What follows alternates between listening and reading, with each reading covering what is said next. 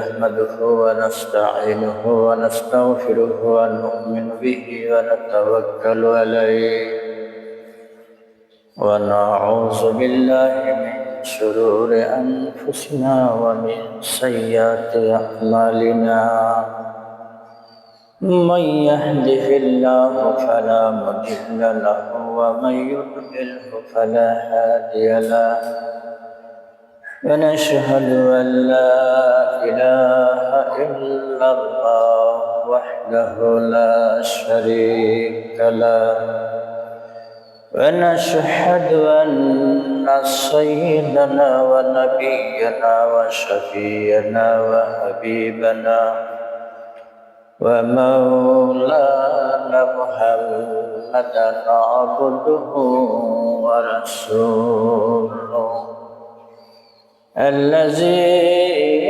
أرسله بالحق بشيرا ونذيرا وداعيا إلى الله بإذنه وسراجا منيرا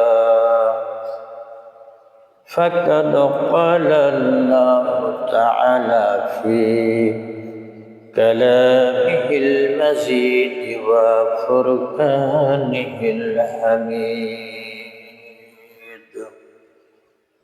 أعوذ بالله من الشيطان الرجيم بسم الله الرحمن الرحيم وما أرسلناك إلا رحمة للعالمين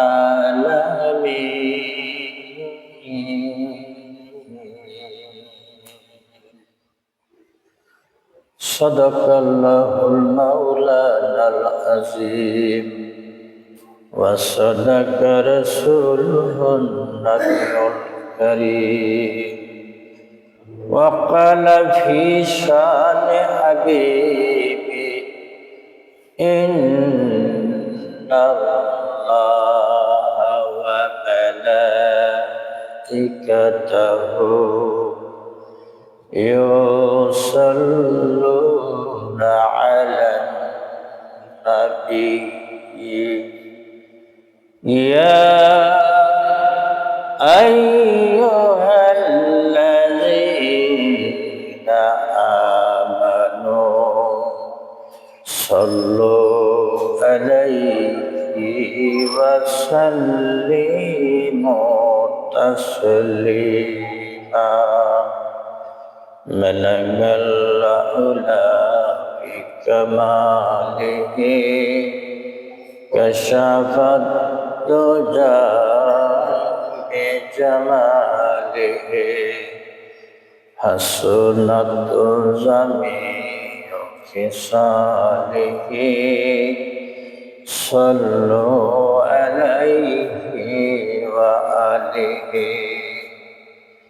তুই ছায়ায়ে লুতুফে হক বরজমি পয়গম্বর সিফত রহমাতাল লিল আলামিন বলাগাল উলা বিকামালিহি কশফত দুজা বিজামালিহি حسنت جميع خصاله صلوا عليه وآله اگر کوثر مجھے برتر برم فروغ تجلی بسجد برم بلغ العلا بكماله كشف الدجى بجماله حسنت جميع خصاله صلوا عليه وآله لا إله إلا الله لا إله बाहर जाए के बसे जिक्र में बगो बाहर हल को दरा शुक्र में बगो ला इलाहा इल्लल्लाह ला इलाहा इल्लल्लाह ला इलाहा ला इलाहा इल्लल्लाह मुहम्मदुर रसूलुल्लाह সাল্লাল্লাহু আলাইহি ওয়াসাল্লাম। এই একত্ববাদের দাওয়াত সমস্ত নবী পয়গম্বর দিয়েছে। যত নবী রাসূল আল্লাহ পাঠিয়েছেন সকলেই একটা দাওয়াত দিয়েছেন, সেটা হলো তাওহীদের দাওয়াত, একত্ববাদের দাওয়াত। আল্লাহ ছাড়া কোনো মাবুদ বা ইলাহ নেই। একমাত্র ইলাহ, একমাত্র মাবুদ হচ্ছে মহান আল্লাহ রব্বুল আলামিন। তিনি যা ইচ্ছা তাই করতে পারেন, যা ইচ্ছা তাই করতে পারেন। কুন ফায়াকুন তার। আল্লাহ শক্তির কোনো সীমা নাই,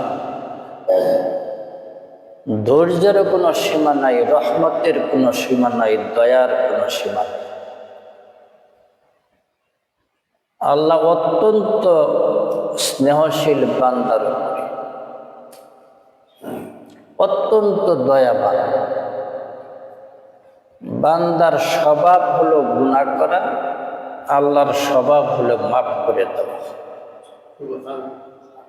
বান্দার স্বভাব কি?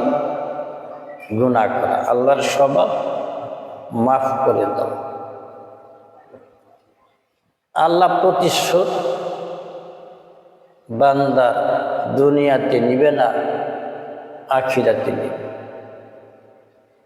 প্রতিশোধকারী হচ্ছে মহান আল্লাহ তাআলা। আল্লাহ বলেন ওয়াল্লাহু আজিজুন যুল ইনতিকাম, আমি আল্লাহ প্রতিশোধ গ্রহণকারী, প্রতিশোধ দেব।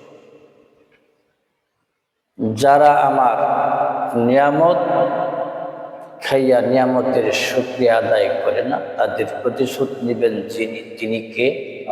আল্লাহ। এই জন্য গরিব থাকো, ধনী থাকো, সুস্থ থাকো, অসুস্থ থাকো, ছোট থাকো, বড় থাকো, সদা সর্বদাই যে কোনো সময় আমরা শুকরিয়া আদায় করব কার? আল্লাহ। কেন শুকরিয়া আদায় করব? সৃষ্টির সেরা জীব হিসেবে, ঠিক কিনা? যত সৃষ্ট জীব আছে সবার চাইতে মর্যাদাবান হইতেছে মানুষ। যার হুঁশ আছে, আকল আছে, জ্ঞান আছে, সে হলো প্রকৃত মানুষ। যে আল্লাহকে চিনে, তার বন্ধু নবীকে চিনে, সে হলো প্রকৃত মানুষ। যে আল্লাহকে চিনে না, তার বন্ধু নবীকে চিনে না, সে প্রকৃত মানুষ হতে পারে না, যত বড় ডিক্টেটরি হোক না কেন। মিনিস্টারের ছেলে যদি আল্লাহকে না মানে, আল্লাহকে না চিনে, প্রধানমন্ত্রীর ছেলে যদি আল্লাহকে না চিনে, তার রাসূলকে যদি না চিনে, আল্লাহর কাছে ওই প্রধানমন্ত্রীর ছেলে দামি না। একটা ভিক্ষুকের ছেলে যদি আল্লাহকে চিনে, তার নবীকে চিনে, নবীকে ভালোবাসে, মহব্বত করে, আল্লাহ বলেন সে ভিক্ষুকের ছেলে হতে পারে, কিন্তু আমি আল্লাহর কাছে অনেক দামি। সুবহানাল্লাহ। আল্লাহর কাছে দামি কে? ভিক্ষুক করেছে। যে ব্যক্তি আল্লাহকে চিনবে। এই জন্য মুহতারাম, আল্লাহকে চিনা, নবীকে চিনা। মানুষের স্বভাব হলো গুনাহ করা, আল্লাহর স্বভাব কি? মাফ করে দেওয়া। এই জন্য মহান আল্লাহ রাব্বুল আলামিন অফার দিয়েছেন, অফার, গুনাহ মাফের অফার দিয়েছেন বিভিন্নভাবে। গুনাহ মাফের অফার আজকে যদি ঘোষণা করা হয়, 5 দিন পরে চেয়ারম্যান যদি মাইকিং করে দেয় ইউনিয়ন বিপি, যে আমার ইউনিয়নে সবাইকে আমি 10 কেজি করে চাউল দেব ফ্রি, মান্না। আমার মনে হয় আমার আগে কেউ যাইতে পারবে কিনা? ঠিক? কয় কেজি? 10 কেজি। চেষ্টা করবে কি আগে যাইতে পারে, ঠিক কিনা? চাউল কয় কেজি? 10 কেজি। আল্লাহর পয়গম্বর বিশ্ব নবী, রহমতের নবী, দয়ার নবী ঘোষণা দিয়েছেন যে ব্যক্তি শুক্রবারে সবার আগে মসজিদে যাবে গো, ওই ব্যক্তির আমল নামার মধ্যে একটা উট কুরবানির সওয়াব আমল নামার মধ্যে আল্লাহ দিয়া দিবে। 10 কেজি চালের দাম বেশি না একটা উটের দাম বেশি? কয়েকজন হতে পারে? বহু। 1 লক্ষ টাকা একটা উটের দাম, ঠিক কিনা?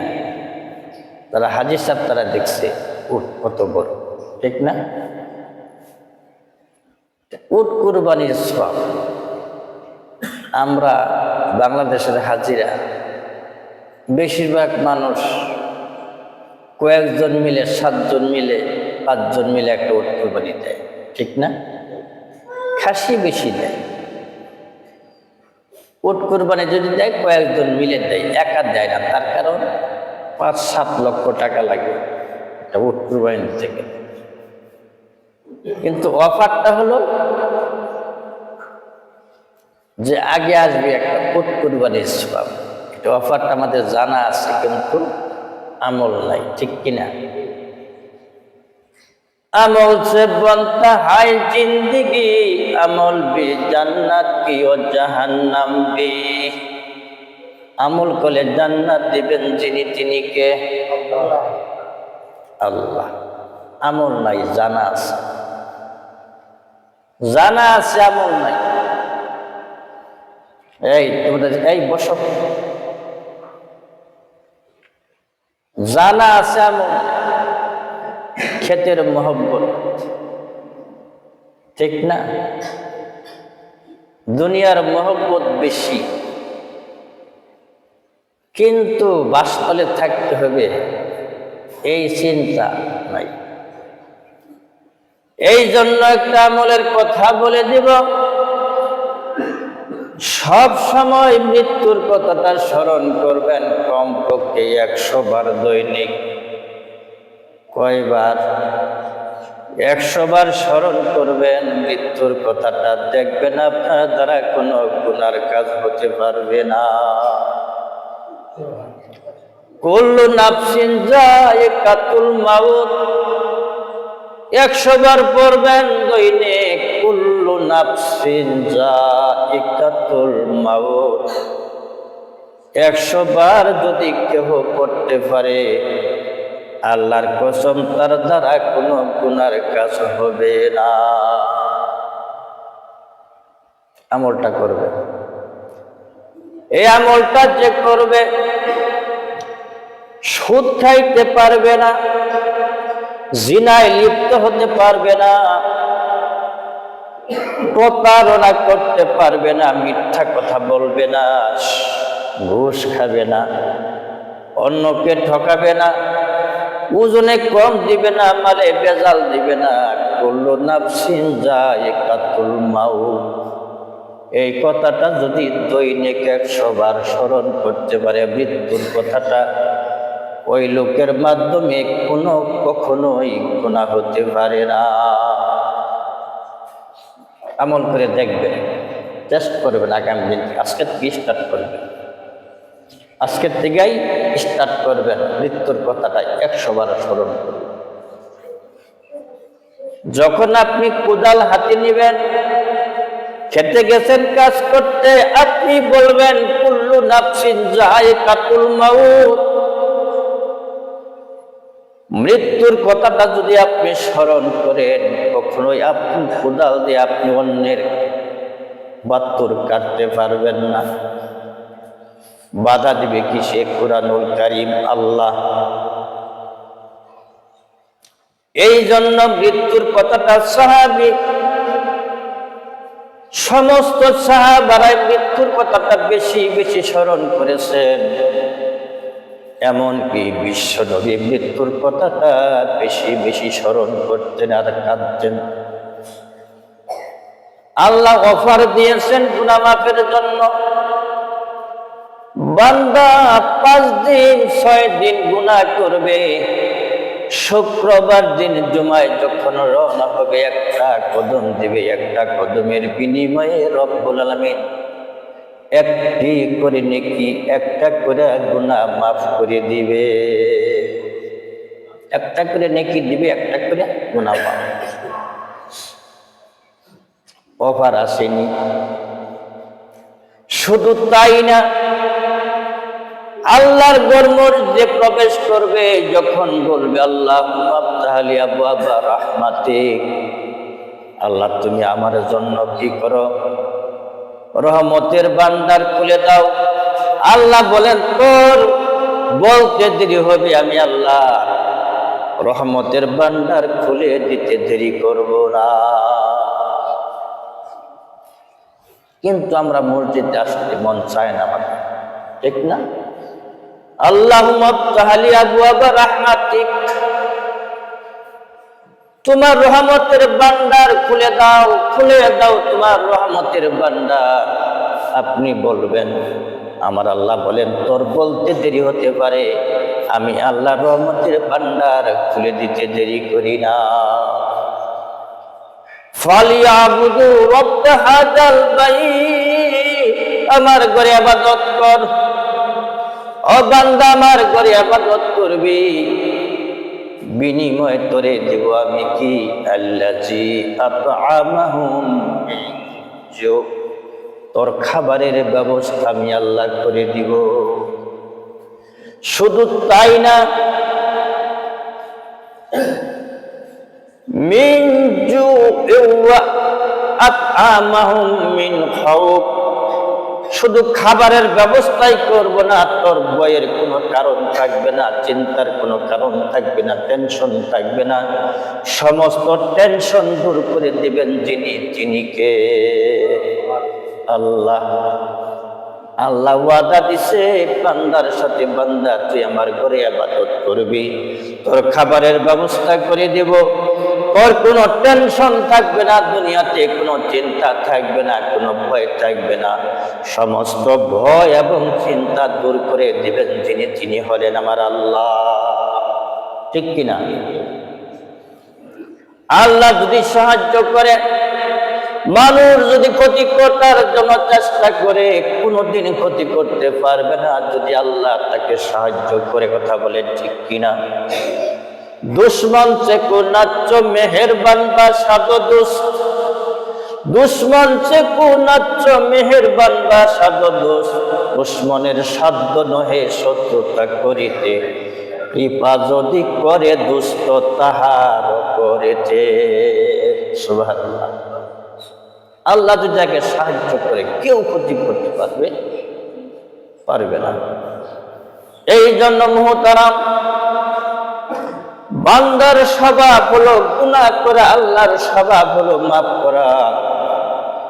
আল্লাহ অফার দেন, মাঝে মধ্যে অফার দেন, বান্দা তুই আয় আমার ঘরে আয়, আমার ঘরে আইসা ইবাদত বন্দেগী কর। আল্লাহ বলেন ফাইজা ফারাগতা ফানসাব ওয়া ইলা রাব্বিকা ফারগাব। হে আমার নবী, আমার হাবিব, আপনি যখন অবসর পান, অবসর পাইলে ইবাদতে মশগুল হয়ে যান। অবসর পাইলেই আপনি ইবাদতে মশগুল হয়ে যান। সুবহানাল্লাহ। ফাইজা ফারাগতা ফানসাব ওয়া ইলা রাব্বিকা ফারগাব। আপনি যখন অবসর পান, অবসর পাইলে আপনি কি করেন? ইবাদতে মশগুল হয়ে যান। এটা উম্মতের জন্য জরুরি, প্রয়োজন। অবসর পাইলেই আমরা কি করব? অবসর পাইলেই আমরা জিকির আজকার করব। অবসর পাইলেই আমরা আল্লাহর ইবাদত করতে থাকবো। ইবাদত শুধু নামাজ পড়াই ইবাদত না, রোজা রাখাই ইবাদত না। আল্লাহ বলতেছেন, যখন তুমি অবসর হবে, অবসর পাবে, কাজ থেকে ফারেক হবে, ফারেক হলে চায়ের দোকানে তুমি আড্ডা দিবা না, তুমি মোবাইল নিয়া ছবি দেখবানের যুবক, তুমি কি করবা? অবসর পাইলেই তুমি ইবাদতে মশগুল হয়ে যাবা। তাসবিহটা হাতে নিবা, তুমি বলবা সুবহানাল্লাহি ওয়া বিহামদিহি সুবহানাল্লাহিল আযীম। আমার সাথে পড়েন সুবহানাল্লাহি ওয়া বিহামদিহি সুবহানাল্লাহিল আযীম। বুখারী শরীফের শেষ হাদিস হচ্ছে এটা। প্রথম হাদিস হচ্ছে ইন্নামাল আমালু বিন্নিয়াত। প্রথম হাদিস হচ্ছে এটা। বুখারী শরীফের শেষ হাদিস হচ্ছে সুবহানাল্লাহি ওয়া বিহামদিহি সুবহানাল্লাহিল আযীম। এই আমলটা যদি করতে পারেন, গরিব ধনী হয়ে যায়। সুবহানাল্লাহ বলেন। গরিব কি হয়ে যাবে? ধনী হয়ে যাবে। বলতে পারে আমি তো 1 মাস আমল করলাম, 1 বছর আমল করলাম, আমি তো ধনী হইলাম না। প্রশ্ন আছে না নাই? প্রশ্ন থাকতে পারে না? আমি 1 বছর রোজা আমল করে দেখছি, ধনী হইনি। আল্লাহর নবী বলেন, ও উম্মত, কোন ধনী তুমি বলছো? মনের ধনী হলো বড় ধনী। আল গিনা গিনান নাফস, মনের ধনী হইতেছে বড় ধনী। কিছু মানুষ আছে আল্লাযী জামাআ মালান ওয়া আদ্দাদা, টাকা পয়সা শুধু গণনা করে ব্যাংক ব্যালেন্স রাখে, ব্যাংকে রাখা দেয়, বাড়িতে রাখে, ব্যাংকে রাখে, টাকা খরচ করে না, ওটা ধনী না। যে ব্যক্তি আল্লাহ রাস্তায় খরচ করে মনের ধনী হইতেছে বড় ধনী। চিৎকার করে কন্যা সুবহানাল্লাহ। যে কথাটা বলতেছিলাম, আল্লাহ গফার দেয়, বান্দার স্বভাব হলো কি? জোরে কোন, সবাই বলেন গুনাহ আছে না নাই? মনে হয় আপনাদের গুনাহ নাই, আমার আছে। আছে। আল্লাহ অফার দিচ্ছে, বিভিন্ন সময়ে বিভিন্ন ভাবে অফার দেয়। শুক্রবারে একটা অফার, 7 দিনে আবার একটা অফার আছে বৎসরে। সামনে একটা রাত আসতেছে, সেটা হলো লাইলাতুল বারাত। এটা অবশ্যই একটা অফার আল্লাহর। বান্দা 1 বছর কি করছে? এই মাসের মধ্য রজনীতে, নিসফু মিন শাবান, মধ্য রজনীতে 14 তারিখ দিবাগত রজনীতে, এই যে ফেরেশতারা লিখতেছে, কিরামান কাতিবিন লিখতেছে, এই যে লেখাটা, এই ডায়েরিটা এই রাত্রে আল্লাহর আদালতে পেশ করবে। সুবহানাল্লাহ। এই জন্য ওই রাত্রে ইবাদত, ওই রাত্রটা আল্লাহ অফার দিয়েছে, বান্দা তুই সারা বছর গুনাহ করলি, গুনার কথা মনে হইল, তুই আমার ঘরে আইসা যদি তুইটা হাত বাড়াইয়া যদি বলতে পারস, আল্লাহ আমি গুনাহ করছি, আমারে মাফ করে দাও, আমার কি করে দাও? মাফ করে দাও। তওবা করতে দেরি, আল্লাহর মাফ করতে দেরি হয় না। ইন্নী গফারুন লিমান তাবা, নিশ্চয় আমি তওবাকারীর গুনাহ মাফ করে দেই, নিশ্চয় আমি তওবাকারীর গুনাহ মাফ করে দেই। কিন্তু তওবাটা করতে হবে। তো তওবা মানে কি? বন্ডামি না। তওবা করলাম আবার গুনাহ করা শুরু করে দিলাম, এটা বন্ডামি। এটা কি? মুনাফিকি। মুনাফিকি মানে বন্ডামি। তওবা করলাম আর নামাজ ছাড়বো না, পরের দিন থেকে আবার নামাজ নাই।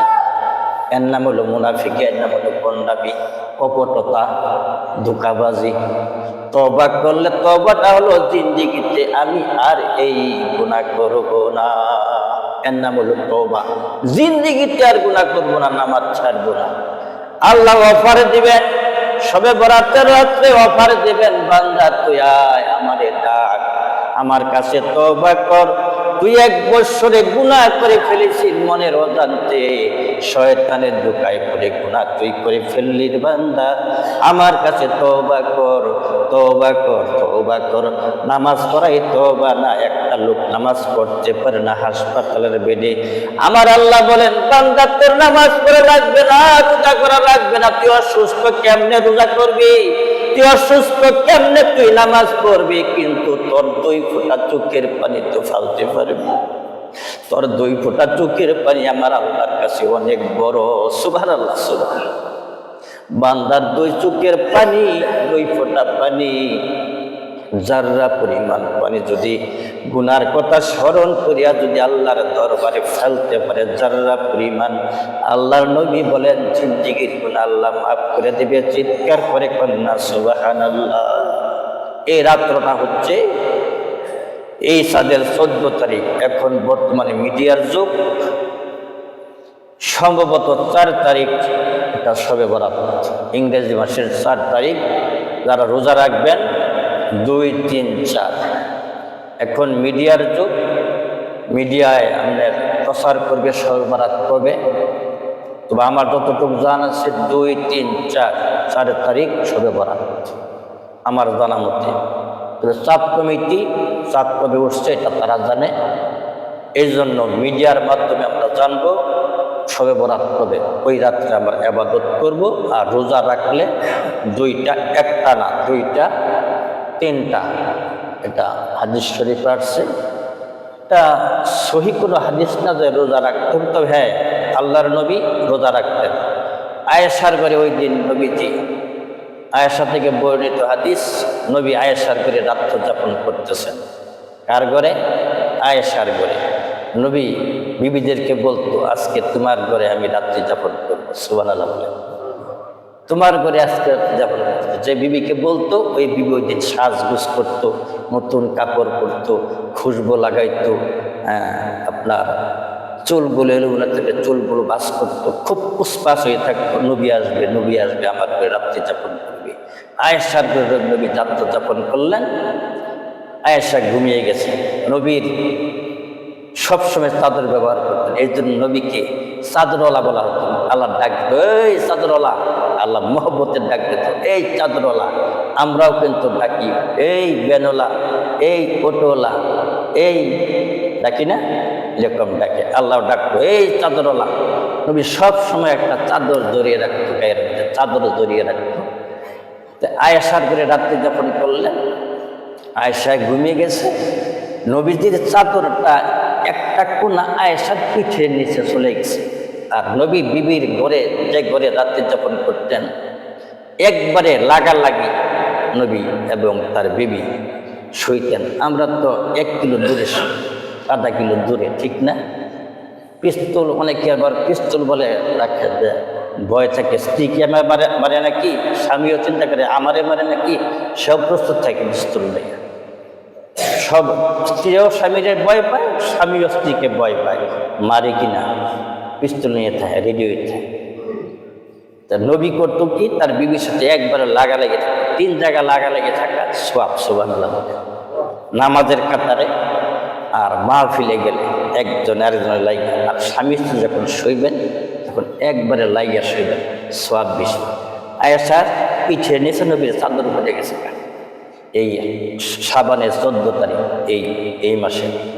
নবীজি উঠবে, চাদর টান দিছে, চাদর আসে না। নবী ভাবলো আয়েশা ঘুমাইছে, আয়েশাকে কষ্ট আমি দেবো না। সুবহানাল্লাহ বলে, আয়েশাকে আমি কষ্ট দেব না। নবীজি আস্তে করে উঠে চলে গেল। কিন্তু আয়েশা জাগ্রত হয়েছে, টান লাগছে, জাগ্রত হয়েছে। আয়েশা কিছু বলছে না। আয়েশা রাদিয়াল্লাহু তাআলা চিন্তা করলো নবীজি গেল কোথায়, আসতেছে না, গেল কোথায়, নবীজি গেল কোথায়, নবী অন্য বিবির ঘরে চলে গেল নাকি। সন্দেহ একটু, অন্য বিবির ঘরে চলে গেল নাকি। তা আয়েশা এই চিন্তা করে আয়েশা ঘর থেকে একটু পরে বেরিয়েছে, না অন্য কোনো বিবির ঘরে নবীজি নাই। গেল কোথায়? যাইয়া দেখে আয়েশা জান্নাতুল বাকিতে সিজদারত অবস্থায় নবীজি কাঁদতেছে উম্মতের জন্য। সুবহানাল্লাহ। ইয়া রব্বি হাবলি ইয়া উম্মতি ইয়া উম্মতি, হর রাত হর দিন হর গরি ইয়া উম্মতি कहते थे रो रो कर নবী ইয়া উম্মতি। নবী সদা সর্বদাই উম্মতের জন্য পেরেশান ছিল। দুনিয়াতে যেদিন আসছে ওদিও নবীজি পেরেশান ছিল উম্মতের জন্য, যেদিন দুনিয়া থেকে বিদায় নিয়েছে ওদিনে উম্মতের জন্য পেরেশান। এখনো মদিনার জমিনে শুয়া শুয়া উম্মতি উম্মতি বলে কাঁদতেছে, চিৎকার করে কোন সুবহানাল্লাহ। নবীজি কাঁদতেছে, কাইন্দা দাড়ি মোবারক ভিজে যাচ্ছে। আয়েশা ভাবছে আমারে দেখেন, আয়েশা দেখে আয়েশা বাপ ঠিকঠাক মতো বিছানায় শুয়ে দিছে। নবী কিন্তু দেখছে, নবী কিছু বলেন নাই।